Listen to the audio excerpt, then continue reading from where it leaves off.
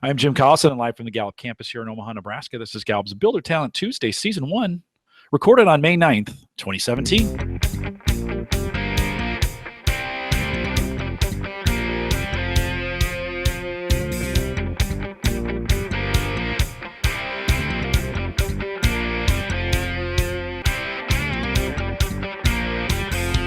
Builder Talent Tuesday is a Gallup webcast series that dives deep into the builder profile talents, one talent at a time, and today's talent is Disruptor. If you have questions, comments, or contributions during this live webcast, we do have a chat room. It's available for you right below the main video window. If you just look down there, bottom left-hand corner, it says log in. Choose that. Choose the guest account. Put in your name where it says guest. Take that number that's in there out of there. Hit submit, and you will get entered into the chat room, and you can ask us questions during the live program. If you're listening to the recorded version, have questions about custom strengths coaching solutions for small, medium, or large organizations, you can contact us. Send us an email, coaching@gallup.com. Micah Librant is our host today. Micah works as a workplace consultant with us here at Gallup. Micah, always great to have you. You know, we don't do these weekly. It's every other week. So it's great to be back on a Builder Talent Tuesday. Welcome. Thanks. Great to be here. I'm really looking forward to today. Today, we are talking Disruptor, and I'm super excited about it because we got a great guest who's really lives the whole idea of being a disruptor. But before we get to our guest, Micah, let's dig in a little bit. If folks haven't downloaded the companion guide, now might be a good time to just pause it, get that companion guide so you can fill it in, come back and hit play. But Micah, let's walk through a little bit of what that means. Sure. The Disruptor Talent is all about asking what if and dealing in possibility. It's doing that in a way that pushes the boundaries beyond what other people would ever imagine. So it's just such a dynamic entrepreneurial talent. People especially talented in this theme have a curious intellect. It helps them constantly imagine new products, new services, new solutions. They tend to be quick learners. So if you think about having that great intimate relationship with what if, then you probably can pick up on that what if a lot faster, because I think about disruptor talent as really understanding ambiguity in a way that nobody else can quite get comfortable with. It is they're constantly thinking bigger and pushing the envelope beyond what's already real. And so they tend to be able to pick up on those things faster than others. That it could be because they've already been considering it as a reality. They tend to anticipate future needs of their customers. So think about this as, again, a business builder talent. Really, the power and edge of disruptor is that ability not just to push the envelope, but to be able to translate that into action. So if you read with me here on the companion guide, you'll see these folks have the ability to take an idea and quickly transform it into business, transform it into service, transform it into something that generates revenue. And that allows them to truly stay ahead of the competition. I don't know specific talents of Steve Jobs, but the phrase did come to mind when he was talking about you don't wait for the customer to tell you what they want. You create what they're going to want. Just a different take on how you really meet your customers' needs. Folks with Disruptor have a mind that is typically firing with multiple ideas. If you think about the CliftonStrengths Finder theme of ideation, there's a strong correlation that constant popcorn popper of thinking about new things or new ways that you could really shake things up. They constantly dream up new products and services. What does this look like in action? So if you come across a great builder, a great leader, a great entrepreneur with a disruptor talent, you probably are used to them imagining what's beyond most people think of what exists right now.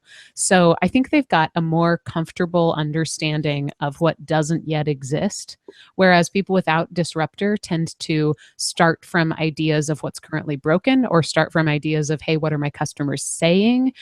People with disruptor can really be comfortable going beyond just what already exists and thinking about conceptualizing and describing and even strategizing what isn't yet there.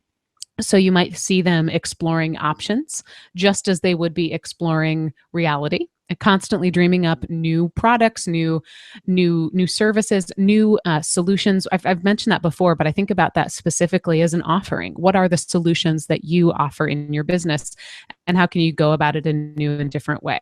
They tend to be very curious. They tend to have this sort of insatiable appetite to learn more because that will build upon their constant popcorn popper in their brain of what if and if then.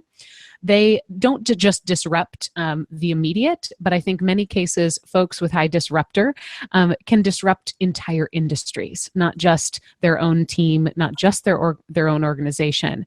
So as you're coaching folks with disruptor, I think it's important to consider what are those relationships and how can we expand the value of your disruptor talent? Are you disrupting one-on-one? Are you thinking about your relationship as a leader to your team, to your organization, and to your entire industry? Also on your companion guide, we've got a couple potential blind spots.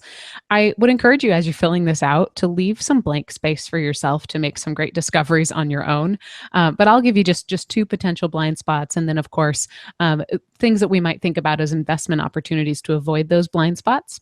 The first one could be, in general, highly creative individuals tend to thrive when they can just go out and implement what their ideas are. The nature of most big ideas is that you need a team in order to make it stick, or you need people who can be the implementers so that you can go off and continue ideating. Maybe the opportunity to avoid that kind of frustration is to be mindful about finding the best way to communicate your ideas, to not just tell people what's the shiniest part of this new disruption, but what's the strategy around it? How do we measure what we're doing? Who do we need to get involved? And how do you really be that point person for getting your ideas out of your head and using them to inspire other people? The second blind spot we've got here means that, you know what, you might be comfortable with the uncomfortable. And you may rush to implement every single idea because of its novelty, rather than sorting to the most viable, or sorting to the most profitable, or sorting to the most relevant within your industry. So think about having a filter of customer need or a filter of relationship need. Pay attention to how ideas stack up against changing technologies, against shifting business environment, and against the core values of what you stand for or what your organization stands for. Great opportunities just to think about how do you take that raw talent and invest in it so that it can really run wild and run free. Speaking of running wild and free, it's my pleasure to introduce Jason Walker. Jason is Disruptor Talent in a human body. I've gotten to work with him just briefly, and listening to this man tell the stories and describe the kind of future that he sees is inspiring and motivating, and he really is changing an entire industry. So Jason, welcome to the program. Thank you, Mike. It's good to be here. Hey, Jason, can you tell us just a little bit about yourself and how we ended up talking to you today? Yeah, absolutely. So my role, I have two roles. I'm Vice President of Innovation for EMJ Corporation, which is a $1 billion plus corporation in the development and construction industry. And I'm also the founder of C2C Labs, which was a disruption to our company, to our corporation, that occurred about 3 years into my stint at EMJ. So essentially, I wrote a white paper to my boss, the CEO, and told him, hey, I have this thought about we need to blow up our company and break it into these 3 different components.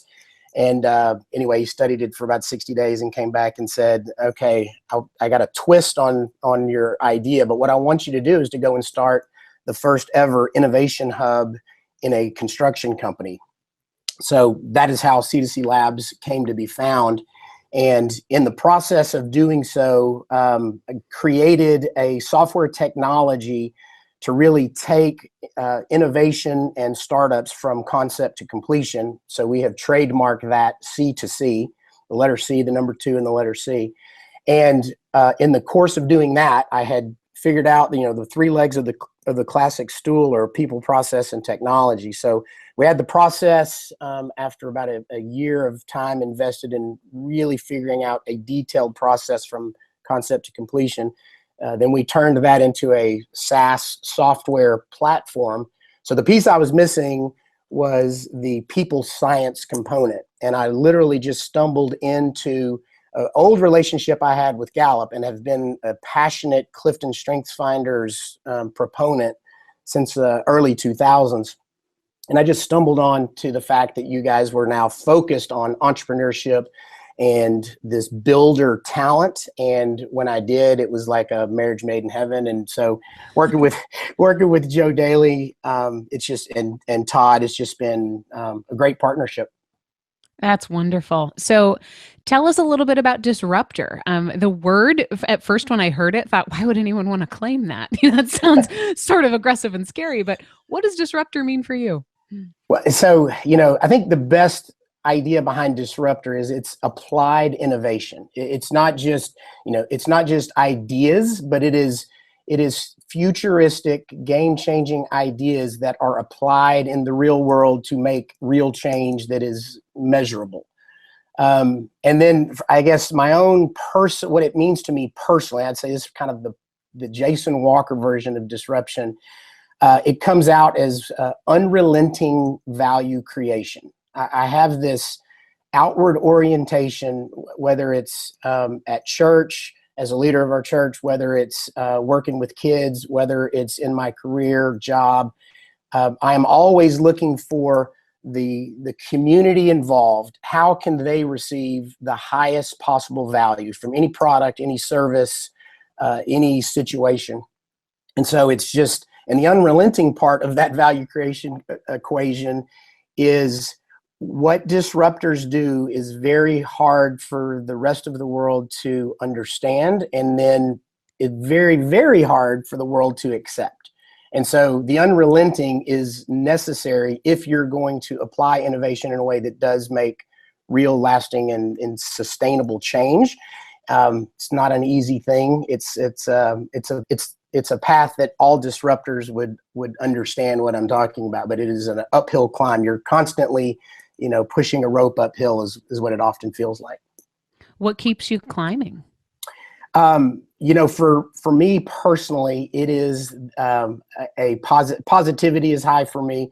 And I got to say, my parents have built in me this belief that I am going to succeed, that I am going to be able to accomplish the mission no matter what. So I think that deep, firm belief that I was given as a child is a big part of it. And the other part of it is, if you're passionate enough about your mission, when I'm not, I'll give up quickly, right? Hey, it was a suggestion. I don't care. We'll let it go. But when it's something that has to do with, anything from disrupting what I think is a very broken venture capital allocation model in the United States that disenfranchises groups of people because of their skin color, because of the city or the state that they live in.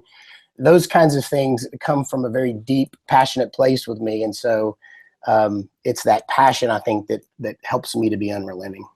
It really does sound like, I love the phrase that you use, that sort of outward focus. You hear a lot of your mission and your values, and it would be, I imagine, more difficult to stop pushing the rock up the hill if you knew somebody at the top was waiting for that rock. Yeah. So it does sound, it's not just that you love your ideas, but that you're very connected to how it benefits others. Yeah, absolutely. I think that the community aspect for most disruptors, it's usually about that. It's not about some selfish ambition, but it's typically about, they see something that they say to themselves, this cannot stand. Mm-hmm. And that's when they say, there is a better way, and we are going to make this happen. I at first, when I was learning about disruptor, it sounded a lot like just having great ideas. But I think the most important thing you've said so far is that applied innovation. It's not just that you have a great idea, but it's that you can't help but help somebody see it and implement it and do something about that.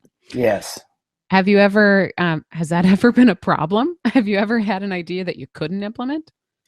Yeah, and that's, I think that's probably part of the maturing process. I mean, in my 30s, I thought, if you don't agree and go along, then, you must have been sent by Satan. You're a bad person. As you grow and mature, you realize that sometimes that is somebody that's really there to save you for a bigger battle, a better fight, a more meaningful accomplishment. And you start to understand, oh, okay, that's the whole diversity of strengths at play, and I need those people on my team to help me with my blind spots. But yeah, I'd say with maturity, it's become less of a problem. But certainly in my 20s and 30s, it got me in some trouble occasionally. Jason, there's some folks in the chat room asking about your top 4, the talents, and on the BP10 side. Can you roll through those real quick? Yes. So I am disruptor number 1. I've got confidence for number 2. Selling is my number 3, and I've got relationship as my number 4. How do those play up with Disruptor? This really, I think, comes into play with this idea about the turning the innovation into something measurable in the real world. The selling and the relationship part. The relationship, helps me to stay close to those who are coming alongside to help make a vision come to reality. Selling is really critical in a marketplace of people who do not like change. I mean, that's humans, right? The selling component is necessary, and then I think the confidence piece helps those who are coming alongside when they can feed off the confidence and believe, hey, he really believes this is going to happen, and it helps others to believe that it'll happen. And it's funny how that works. When your brain thinks it's going to happen, sure enough, that's what comes to be. That's confidence in a nutshell. When your brain sees it, it happens. I love that. When did you first notice your disruptor talent? Oh, gosh. I want to say forever, but that can't be true. I remember as a child, let me explain it after I tell you what it is. But as a child, I would see a TV program, and then I would comment to my parents, okay, nobody sees this, but here's how you could have committed a crime in that situation and been completely undetected, or no one would have caught you. And it for me was not a passion for doing things that are wrong or illegal, but it was, at an early age, I saw that I could see ways around curbs. I could see ways over curbs. Then when I got married, my wife, who's an amazing balance to me, she said pretty early in our marriage, she said, I've just figured out that you don't think rules apply to you at all. And my wife, who thinks rules were there to tell you exactly what you can and cannot do. So we certainly make a good combination. But I'd say it's been something I've seen since the very earliest days.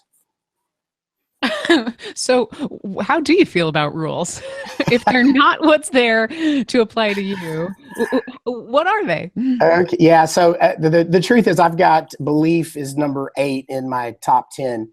And I do believe in good and bad and right and wrong and those kind of things. So it's not that. It's just that it is very easy for me to see where we have gone astray. So whether that's in the public sector, where well-intentioned people have created laws or rules that actually don't help the people, I can see those quickly. And at the end of the day, I want to create value for the community. And when there's something artificial standing in the way, it's easy for me to see it and to want to go destroy it. Jason, let me ask you, in that scenario where you bump up against people you're in full disruptor mode, that makes a lot of people really uncomfortable. You alluded to that here just a second ago. How do you push through that? Because you've got to gain, even as a disruptor, you still have to gain some sense of consensus in what you're doing. Otherwise, you can't get things done. So as you run up against those, especially with people and especially with the naysayers, what are some strategies you use to kind of get past that? Yeah, so I think one of the best strategies for me, frankly, is partnering. I've tried the get better, be softer, and I'm just not that person. And I'm a little hard to take seriously when I try to be. So what works great for me is partnering. So for example, the CFO of EMJ Corporation, in his top 5, he's got individualization. So he is nothing like me, but he gets me, and he gets what I bring to the corporation and what I bring to the world. And then another one of his top 5s is deliberative. So as my partner, he sees landmines that without him, I'd have both legs gone before I realized it was there. So he's great in understanding me and then helping me be the deliberator when I'm not seeing things.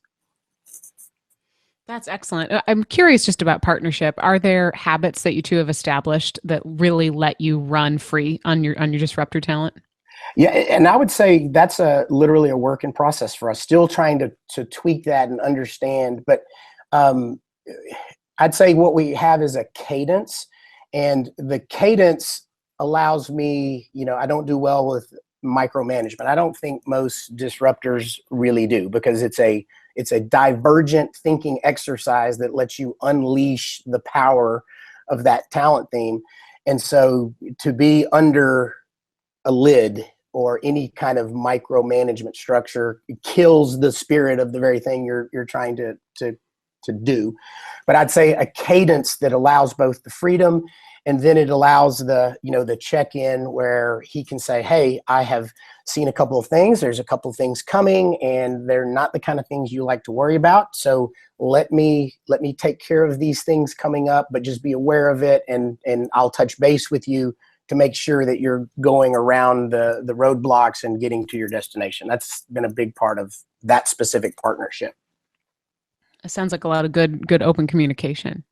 For sure. Yeah. And it's an open communication in mutual respect. I do not do deliberative, but I have tremendous respect for the value that it brings to us. And same, he's not a disruptor, but he totally sees the value and the fact that if the corporation does not have that inside, it's likely to get disrupted from the outside. And that's an extremely painful place to be. Mm.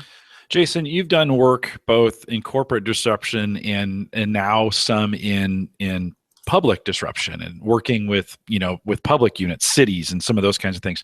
Is there a difference between the two as you're going into those? Do you have to navigate those a little bit differently when you might have a for-profit situation with an enterprise, and then you might have a not-for-profit when you're thinking about a community work?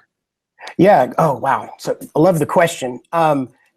Inside corporations, corporations, business entities that are going concerns are built for the purpose of optimizing the profitable output of that unit. And whether the profit is dollars or whether it is spiritual in nature or any other good, common good, that profit and the maximization of it is the point. So the problem with disruption is it comes along in that context to say, hey, let's disrupt and change what you are doing to create the maximum good. And it is very hard for people inside corporations whose day-to-day job is to show up and maximize that profit. It's very difficult for them to appreciate and like the disruption that's being brought to bear. Working with cities and with the public sector, what is interesting to me is that the most thoughtful leaders in the public sector are really coming to this place where they understand that if they don't innovate and disrupt in their city can become obsolete because their people will go to where the action is because that's where the economic prosperity is going to be. So a lot of the best leaders in American cities now see that. That's why you see the rise of innovation districts. And what we certainly hope is that the job factory concept is going to take off. We're hoping in 100 cities in America. We've got some great leading edge thinkers in Jacksonville, Florida, Waco, Texas, Chattanooga, Tennessee, and others that I think are leading the way in doing that and disrupting the status quo within their cities because they know that it will create prosperity for their community for 10, 20, 30, 40 years into the future. Do you feel like it's a different management set for you to disrupt on the enterprise side versus the city side? Do you have to come about it a little bit differently because maybe the politics involved or the lack of politics inside an organization? Yes, I do. And so one of the concepts that I've come to believe, I'm not the author of it, but a guy named John Hagel III is the author, and I think he nailed it when he says with regard to an existing corporation, you've got to disrupt on the edge. And what he suggests is rather than disrupting on the edge and then taking that edge to the center of the corporation, he suggests disrupting on the edge of the corporation and then finding those within the corporation who will naturally gravitate towards the edge.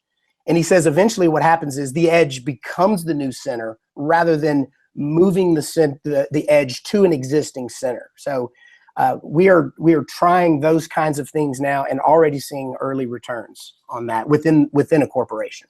And what about on the public sector? Does that same thing hold true, or how do we get the public to move? Yeah, so I'm going to be brutally honest and say for us right now, our strategy is to ignore leaders who just don't see it this way. So at the moment, our current strategy is identify those who agree and go partner with those who agree, and let's go sort of change the world. I'll call it either the low-hanging fruit or the easier path for now. I don't really know what to do about public sector leaders who are living in a previous era and refuse to move on, other than all of you who have a vote, do something about that if you care about growth and prosperity. Yeah, well, you definitely have a different, when you think about a voting public that's behind this, then you have, I mean, you're disrupting kind of at multiple levels, both with elected officials, even with some that have been appointed, and then you have the voting public. And so it gets very, very difficult if you're trying to move and the public is against it. That has a whole different element, right? I mean, there's almost some politics involved in going out and getting the vote. Have you come up against that where you're dealing with a voting population? Yes, and so there's always going to be a sector of the public that just automatically, they just get it intuitively. And for those who don't, what I've found to be really effective is the connecting of innovation to entrepreneurship, to company building, to job creation. And when you can show that path and show how, pick any community in your city that is, whether they're struggling or not, it doesn't matter. Every sub-community within your community is going to win when innovators are innovating and when builders are building companies. That you cannot lose when you do that. And making that case to folks who vote and helping them understand that they should be voting for those people in office who both say that message and have a track record of respecting that process of company building. People who have that background and that track record should be, raised up, put in a position to have control over things that happen within cities. And I think when we as voters do that, everyone's going to win. I like this thought of disrupt on the edge and then pay attention to the uptick so that eventually the edge becomes the center. I can hear a lot of your selling into that disrupting. I'm curious, when you are thinking about creating innovation hubs and job creation centers, are you looking for people who are going to also be disruptors, or are you looking for people who are going to buy what your disruption is? Or is it some combination of the both? And let me see if I'm clear. Do you mean as the target partners, the folks that we would partner with, or when you're thinking about moving the center? So, do you think that I wonder if it takes a little bit of disruptor in order to be the first follower of somebody who's going in a different direction? Yes. But how do you make sure that we're all on the same disruption? Is my question. Yeah. So I agree with what you said. When I can see in somebody's eyes that they have that disruptive tendency, that is somebody who is going to quickly become, hey, I'm like-minded. I want to join this mission of yours. And that helps to develop, a core. So in any city where we're trying to, create a job factory, or with any corporation where somebody has this idea, we need a venture factory for innovation within our corporation. I'm looking for that early adopter, which is going to tend to be a disruptive force. I'm looking for them. We latch onto them, and then we start to grow the size of the edge, right? So it could be a single person on the edge. We start to grow the size of the edge until, hopefully at some point, the edge becomes so big, so successful, so value creating, and thus profit creating, that it sort of becomes the new center. And that just gives opportunities for everyone who used to be in the center. They just become part of this new center, and they say, I don't get how you guys came up with this, but I sure love working in this environment, and I sure love what we now do for clients that we never used to do. And that is very satisfying for everybody involved in the disruption. I love that. Jeff in the chat room says someone with risk in leadership can probably grab a hold faster than others. Probably again a different type of talent. Are you the person who says, "I see around corners that nobody else sees," or can you also be the leader who says, "I'm going to follow that guy around a corner because he's got something going on"? And I've seen both. I agree with you. When I am working with folks who are they're very high in the risk category, and so they have this comfort with, all right, we're going to figure this out. It seems a little scary, but we'll figure it out. I've also had success working with leaders who have neither risk nor do they have disruptor, but they somehow latch on to a future vision. And it's if you can get folks passionate enough about that future vision, they will hang on during the roller coaster ride until you kind of hit the flat spot, and then they can cheer and scream and go, I'm glad I did it. Jason, it sounds like in your disruption cycles, early success is really important to bring those others along.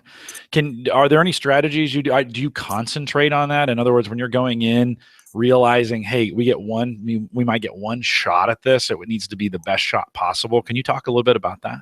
Yeah, so we use, in everything that we do, we use a lean mentality, a lean methodology. So we are all about speed, and we are all about truth, and we are all about, the truth is not what just happens in our brain, but the truth is what the market tells us. And so that lean methodology allows us to test and iterate and to discover what we don't know. The entrepreneurial process is a process of going from 90 to 100% unknowns to a world where eventually you have 0 to 5% unknowns. And that journey, we make it as safe as we possibly can by acting quickly, minimizing our risk, whether that's capital risk, whether that's the risk of time wasted, by testing and iterating in the market in real time. So that's kind of a strategy that we use to mitigate. And Benedict had asked this question a little bit earlier. Are there any values, or is there a value framework that you push some of this through and say, I won't disrupt if it's going to cross this value set that I have? Is there anything like that you have where you won't go in and do something based on a set of values? Yeah. So, for me personally, so I'm a Christ follower. And so there's a whole set of things there that I feel for me personally, those are lines that I won't cross. But in terms of the public work that I do, it's very important for me that innovation be inclusive. And we've gotten to a point especially in America, where it is not. We've gotten to a point where the recipients of venture capital in the U.S. tend to be white males who live in 4 metropolitan statistical areas. And that is a shame for our country. It's a shame for those people who were born with a talent, and no one ever took the time to tell them, you got this special thing, little 5-year-old kid who keeps getting licks in the principal's office. You're not a bad kid. You're actually the kid who's going to save your city and help save our country. I'm sorry. I get real passionate about that. It's great. The question is, Jason, how do we disrupt that? Like, how do we get past, what's it going to take to get more diversity? What's it going to take to empower those communities? Any thoughts and ideas on that? What can we do to disrupt that?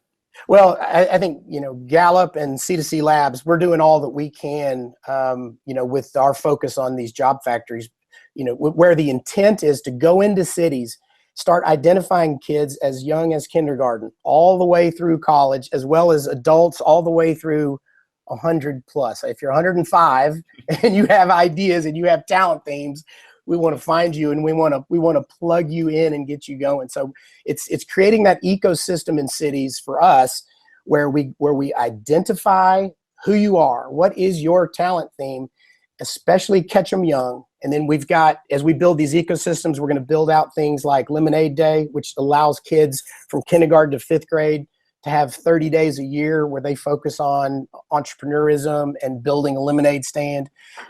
It's programs that cover middle school and high school.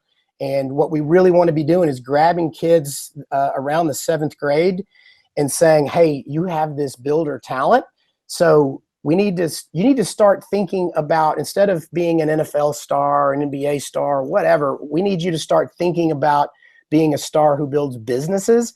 and we start to connect them with internships and real world opportunities so that by the time they get out, these guys are ready to go build companies, hire people, change communities, and ultimately change the flatline GDP curve for the United States of America. Jason, I'm a good, nice, disciplined white Methodist from Nebraska, but I find myself wanting to stand up and shout amen. What do you do when you've got a whole bunch of people like me standing up and shouting amen to what you're disrupting? How do you make sure that you deliver on that? Or are you as excited about leading the herd once you've become the Pied Piper, or is it more about moving on to the next idea? Well, so, I got activator at number 1. I've got strategic at number 2 for my CliftonStrengths. And the way that I try to balance those is, I do know this, nothing ever happened that didn't get started. That much I know for a fact. So I am uber passionate about, you got to get started, you got to get started, you got to get started. And then what I do with my strategic is I try to identify those folks who are just naturally built and talented at the phase 2, the phase 3, the phase 4, and to try to put them in position so that they can win, so that they can play the roles that they were built to play. And when you can get the right people lined up, so you get essentially a domino effect where your activation, it's not one domino and oops, that's the end of that. It's one leads to the next and to the next. And I don't think you can do that without a good understanding of people. And for me, that the 2 tools that I use to do that are the BP10 and the CliftonStrengths finders to identify that in others. Can you talk a little bit about how you're using BP10 just for anybody who still might be on that first uptick of being introduced to this tool? Sure. So in working with folks who see themselves as entrepreneurs, as founders, or co-founders, super helpful for us in figuring out their blind spots. There's a fantastic young man, 20, he's in his 20s. And the day I met him, he's in Jacksonville, Florida. The day I met him, just within 30 seconds, you're just like, you're a world changer. You see it and you know it. And as we got to talk, it was just so obvious. And so I said, hey, I'd like you, if you'll give me 45 minutes of your time, I'd like you to take this BP10 test and we're going to work on it together. And so he took it, and then we both were at an event a few weeks later in Houston. And as we got to talk through it, I said, are the following things true? Do you find yourself really struggling to coordinate things, to be on time to things? And everyone at the table dying laughing, like, oh my gosh, you've been spying on this guy. And so what I was able to tell him is, look, you've got this curve of really high scores for the first 8, and then you drop off a cliff and you're like embarrassingly absent in these last 2. And it was Profit, and the other one for him was Delegator. And so he just didn't know how to delegate, and he didn't care about the profit piece. So essentially what I said is, we've got to get you a CFO, a partner who is going to have profit high on his skill set, on his passion list, and somebody who can help you delegate. And that will allow us to get you out of these train wrecks that you're causing and let you go be the disruptor who, this guy is going to create the largest kids robotic program. It's going to 10,000 kids is his goal in the city of Jacksonville, doing STEM through this robotics program. So, it's people like that. And when you figure out where they're struggling, and it was, for him, it was this huge boon of energy. He said, this gives me my passion back. I was losing hope and losing confidence because he was being condemned on a regular basis for, why can't you ever be on time? And why, when we show up to this thing, aren't the right things where they ought to be? Well, it's because he is not that guy, and we need to go find someone who is to partner with him. That's great. So it really is targeting those BP10 themes at the specific project. Yes. Yes. And sometimes it's a little more generic than that, but you got to have a team where there are no holes. And so if you find holes, go plug them. And I've told some of our founders that it doesn't even have to be with a co-founder, but it's got to be with somebody. It could be your wife, it could be your kids, but somebody's got to step into that hole and plug it. You mentioned earlier that your wife balances you out really well. I'm curious, what does Disruptor Talent look like at home with your family? Okay, so yeah, my wife is like the best thing that's ever happened to me. So my wife, in her top 5, I've not given her the BP10 because I'm afraid to, but in her top 5, she's got responsibility and consistency, which if I looked them up, I'm sure is in my bottom 5. And so, for us there's this balancing thing, and I get a lot of life enhancement from her keeping me consistent, keeping me on a schedule, those things that do not come natural. And then this sense of responsibility that, okay, something is out there and we have got to close the loop and tie the knot on that. Otherwise it is just morally wrong. So that's the role that she plays. And then for me, I am the balance to her, and I'm always able to say, hey, we haven't even thought about this, but I can see like behind 2 walls and over one hill, there's something out there that would be really good for our family. So let's start moving in that direction. And then she says, okay, as long as we do so responsibly and with consistency, let's go. So she balances you from a family perspective. Do you find that same set of skills or personalities or talents balance you in the public space too, or in the workspace? Who are your best partners at work? Yeah, well, I've mentioned my CFO. Also, my head of software development. He's got context as I think number 1, and connectedness is 2 or 3 for him. And so he just keeps me always grounded and connected to it's about human beings. He's great at that.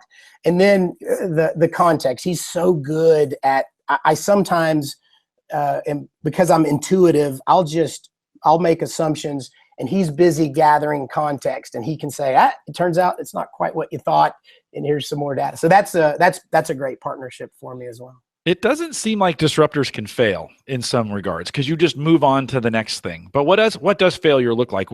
What's the road look like when you're like, oh, I did not get this done? What does that look like? Yeah, okay. So I got asked this question yesterday by an individual that flew into town for kind of a job shadowing and interviewing process. And so he asked me at dinner last night. He said, okay, I'm going to ask you a question that you asked a founder when we were working on an exercise today. And he says, 3 years into the future, what does failure look like for job factories and venture factories? And my answer was, it doesn't look like anything, because I don't accept the premise of failure. And so how do I get away with that? Well, it's partly because I'm a no regrets person. It's okay. If the world says that was a really bad outcome, I say yes to some bigger, better good. That's part of it.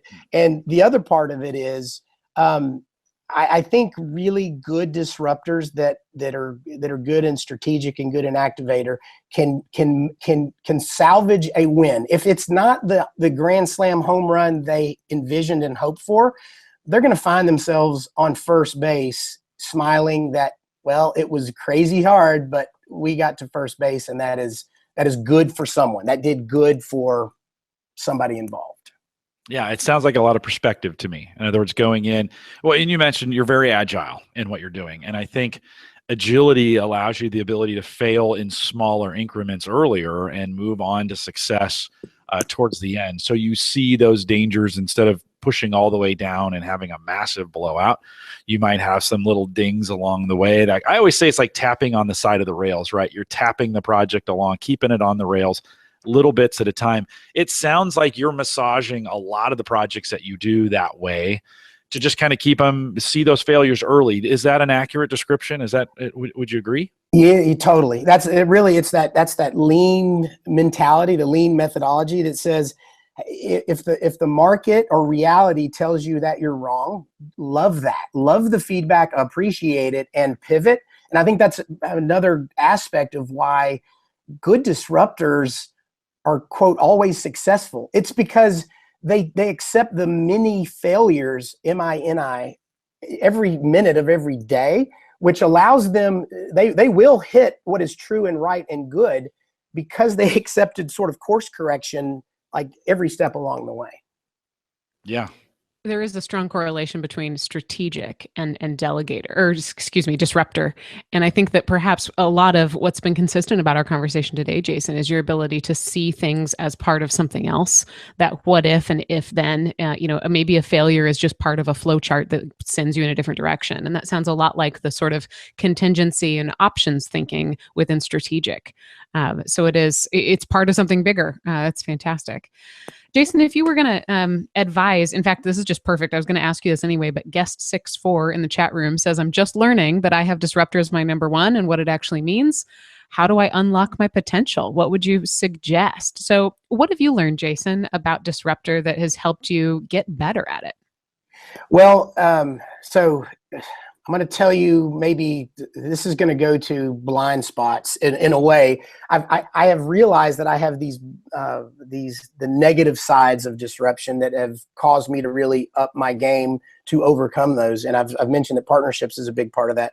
But one of the blind spots for someone who does have this talent tends to be a almost disregard for other people's need for tons of detailed information that we know is not important at the current moment. It's not that it will never be important, but folks who are not disruptors will ask for, they want the last chapter. And we're trying to say, hey, we need to publish a book. Can we all agree? And they're like, well, I don't know. I can't agree to publish the book until you tell me the last paragraph of the last chapter. And so understanding that that's where people are coming from, and then focusing on learning those people skills that help you get people to a place where they're comfortable that, okay, it's going to be okay if I don't really know the last chapter. Help them understand that it's going to be okay. We're going to make it through. And a lot of that is you can help people by saying, hey, here's a track record. Here's what I've experienced and done, and see it came out okay. And people were just like you are back then in the early days. And you can call them now and they'll tell you it's all good. I love that. It's just the question of how do you communicate the value of your talent in a way that's palatable to people who don't have that talent. Yes. Yeah. And, from a communication perspective, my brain thinks in metaphor. I literally think in metaphor. So I speak in metaphor. Another blind spot of mine, though, is that there are some folks that are so strict and literal that it is not a help to them. It's actually a hindrance when I paint a metaphorical story. And now I'm talking about zebras and gorillas, and they're like, I don't understand how this relates to what we're talking about. So being careful that you understand the communication types of the people you're working with is obviously pretty big. A great investment. Yeah. Excellent. Jim, do you have anything else? Any other questions from the chat room? Well, it has been a very, very active chat room. Let me, Jason, let me ask you one more question. What do you do to improve, especially in the area, that we often see this idea of being a disruptor as being natural, and it is, but are there things you read? Are there things you do? Is there learning that you do that helps you continue to hone that talent? Yes. So if I had a word of advice to those who have that disruptive talent, study things not related to your current focus, your current subject. It is amazing how a disruptive mind can see what is going on over here in this industry and come back and say, oh my gosh, this is what we've got to do, guys. We need to be moving in a totally different direction. And you don't see those things. You're not able to connect dots when all the dots you're looking at are in your current endeavor or in your current industry. So that to me is a suggestion. Man, that is great advice. I just think about oftentimes when we get stuck in our own industry, the best ideas actually come out of a completely different industry. And we need to incorporate some of those. I think, you mentioned the church earlier, and I think the church in America is reinventing itself in a lot of ways by taking ideas from other areas and melding them into what they're doing from a program standpoint. And I think there's a lot that can be seen in Silicon Valley, and that can be seen in Austin, and that can be seen across the United States. As we think about innovation, a lot of these software companies are taking concept or ideas that come from other industries and being able to jam them together. And, the Lyft or the Uber example is one of reinventing kind of the way, an industry works. Yet leadership matters, we know, in those examples as well, right? That's good, solid leadership behind those matters as well. So, Micah, as we kind of wrap this, any other things you want to add to? We had a great chat room tonight, by the way. I just want to summarize what we just said, which was any advice for disruptors. It sounds like the advice was disrupt yourself. Don't lean into the fact that you are cutting edge. Go to your own edge. And that's just huge. We could talk for hours on that. Jason, thank you so much. You've just been you're absolutely my poster child for disruptor. I think that on many levels, a lot of us are just curious about how we can join the kind of world change that you're creating. So we'll be looking you up. Thanks for joining.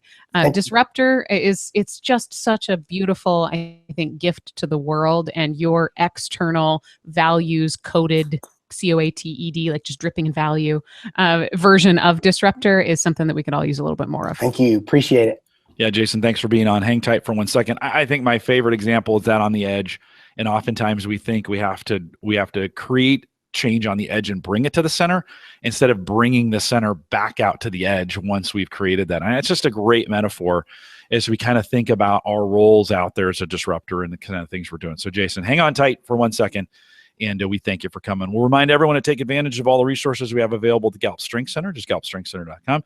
You can send us your questions or comment if you'd like to be a guest blogger. You got something to write, something in your head, and you'd like to submit it to be on our blog. You can do that. We're looking 400 to 600 words, something original. Send us an email, coaching@gallup.com. That'll get to me and Micah, and we can review that, work with you on it. You can also catch the recorded audio and video of this program, as well as all the past ones, including an enormous amount of resources now on our coaches blog. If you haven't been out there in a while, you might want to head out there, coaching.gallup.com. If you're interested in becoming a Gallup certified strengths coach, or we do have training around this BP10 product that's coming throughout the rest of this year and hopefully some into next, you might be listening to this at a later date, head out to our courses page, courses.gallup.com. We're constantly changing the offerings that we have out there available for you. And everything that we have, the most current stuff we have, again, is at courses.gallup.com. If you found this helpful, and you should, we'd ask that you'd share it, and we thank everyone for joining us today. And with that, we'll say goodbye, everybody.